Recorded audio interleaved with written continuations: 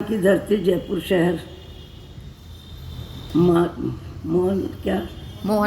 मोहनबाड़ी परिसर सत्संग और स्वाध्याय के माहौल में वर्षावास का प्रथम मास और प्रथम मास में भी शुक्ल पक्ष आ गया। परसों नेमिनाथ भगवान का जन्म कल्याणक से मोक्ष यात्रा का कार्यक्रम रहा। आज पाठनाथ भगवान कमठ और मरुभूति दो भाई कैसे एक चढ़ता जा रहा है और एक कैसे पढ़ता जा रहा है। अंत तो गत्वा सही दृष्टि मिली।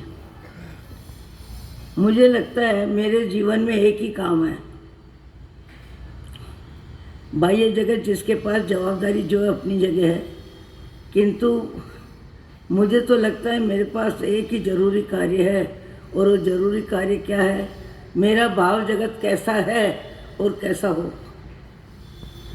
मेरा वर्तमान में भाव जगत कैसा है और कैसा हो। कम से कम मेरी अगली यात्रा त्रियंच गति में ना हो। मेरी अगली यात्रा, मेरे संस्कार और क्षीण हो जाए और दुर्बल हो जाए और पाप की प्रवृत्ति बढ़ जाए और पशु गति में हजारों लाखों भाव निकालना पड़े। भाव जगत कैसा है कैसा हो, क्योंकि बाह्य जगत यहीं मिला है, यहीं छूटेगा।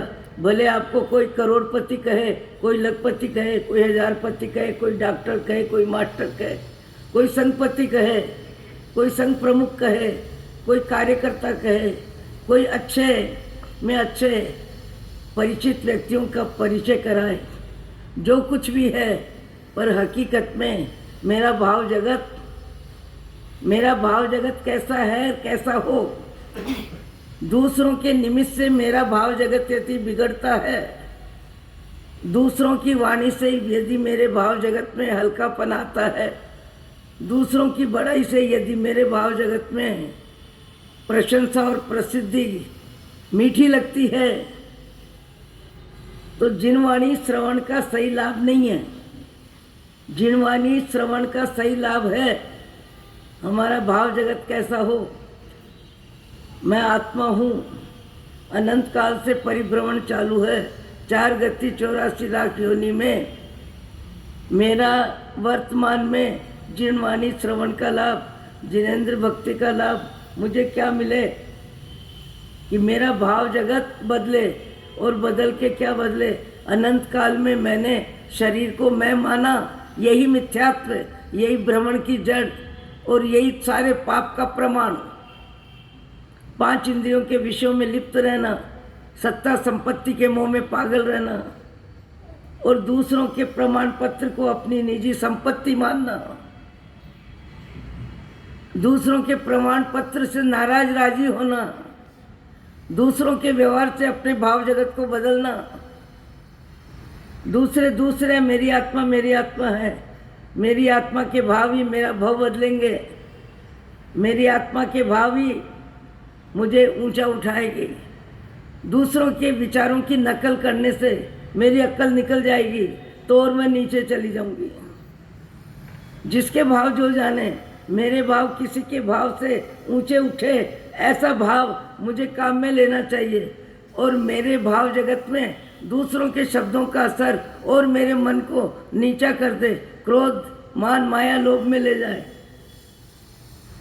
हास्य रति में ले जाए, मैत्री भाव खंडित हो, आत्मीयता कम हो, जगत के जीवों के प्रति आत्मीयता का भाव मेरा विस्तार हो।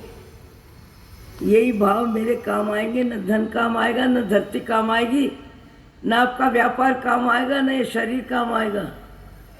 आज दिन तक जीव ने क्या माना? मैं शरीर, मैं गोरा, मैं काला, मैं मोटा, मैं पतला। ये तो मनुष्य भाव की बात है। पशु गति में गए तो मैं गाय, मैं बैल, मैं बकरी, मैं घोड़ा, मैं गधा, मैं मच्छी, मैं मक्खी, मैं मच्छर।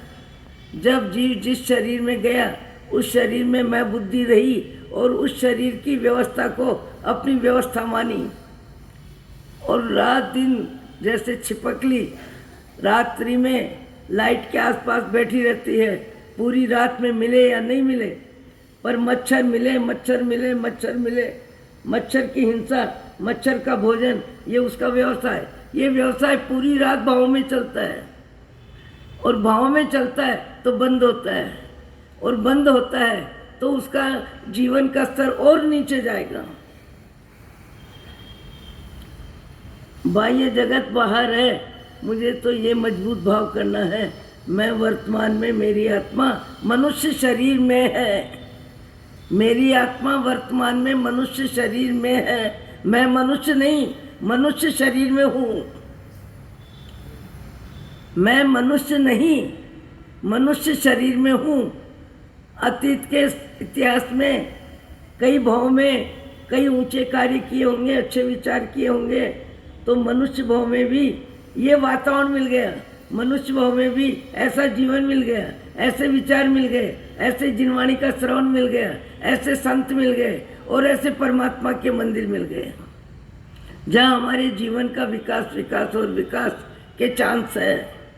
प्रभु परमात्मा मुझे और आपको सद्बुद्धि दे, और वर्तमान में हमने जो समय का उपयोग किया है, मेरा भाव जगत कैसा है, कैसा हो, एक चिंतन चलता रहना चाहिए। पैसे का असर कितना है, परिवार का असर कितना है, शब्द का असर कितना है, गंध का असर कितना है, स्वाद का असर कितना है, शब्द का असर कितना है। ये सब जड़ जगत है, शरीर भी जड़ है, इसीलिए तो अग्नि संस्कार में उफ नहीं करता।